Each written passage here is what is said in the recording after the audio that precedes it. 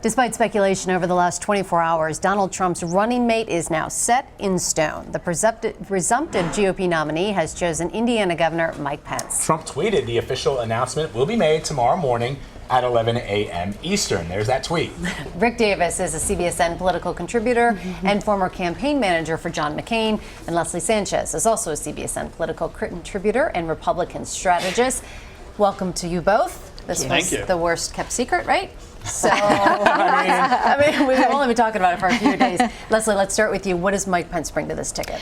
Definitely conservative bona fides, very popular among the conservative base. He's also had the largest tax cut in the history of his state. So there's a lot of good ideas that can be replicated on a national level. It's really catnip for conservatives who have been on the sidelines, especially when it comes to their Trump candidacy. And I think it's going to tamper down a lot of the anti-Trump mood that was moving into the convention. Rick, you took part in that bombshell announcement when Sarah Palin was announced as John McCain's running mate back in 2008.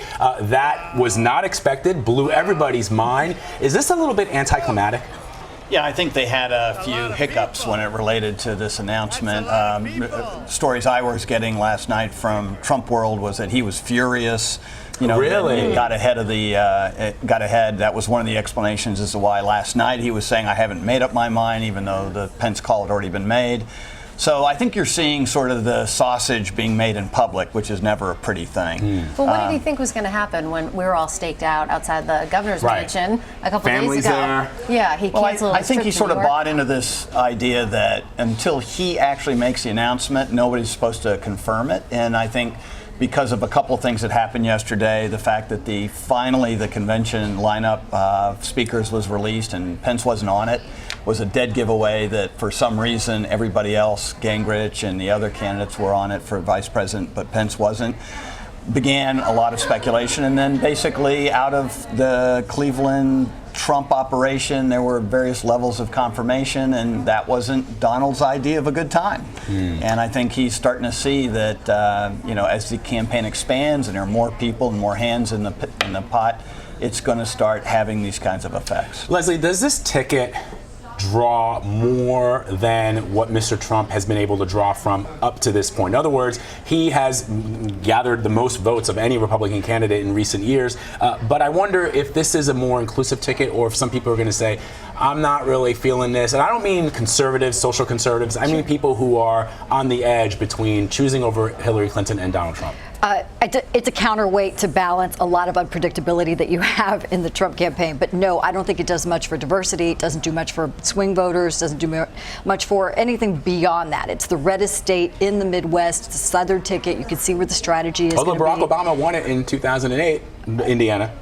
Yeah, I think you got to really understand what the Trump strategy is. It's not about reaching out to moderate voters. It's all about. But can he win? There are two major constituencies: people who say he's better at running the economy, which is right now the majority, and old white males, right? And this is the perfect selection for his strategy of winning white male votes in Pennsylvania, Michigan, and other places that he believes can allow him to win the presidency. And so this is a play right into the core of his strategy. Leslie, let's take a look at this graphic. We're going to bring it up to show you how important the vice presidential pick is for Americans.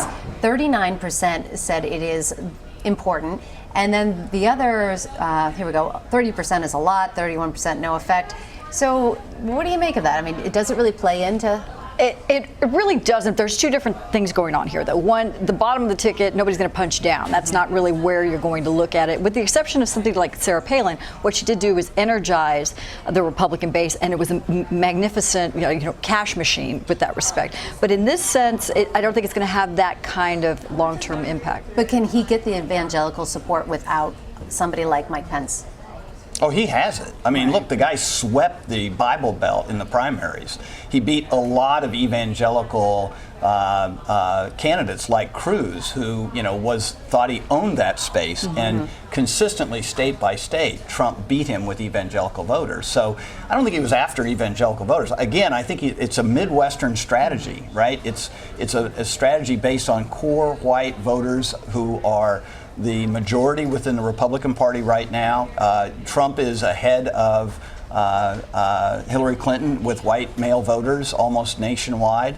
Her numbers on fave-unfave with white male voters are like 75-13. I mean, you know, it's a very imbalanced approach to this campaign, and these are the terms that he's feeding into. I completely agree. It's that Midwest strategy, but it's also the South. I mean, now we're going back to kind of the 70s, but it's definitely a very different approach from what the autopsy was in 2012 when we were looking more mountainous Western states, the Southwest. This is really looking at a different part of the country. So going toe-to-toe with Hillary Clinton, whose strategy appears to be, if I can just maintain what President Obama had back in 2012, that demographic, she thinks that she can win. Now you're going up against what Rick is talking about, which is Bible Belt, white males.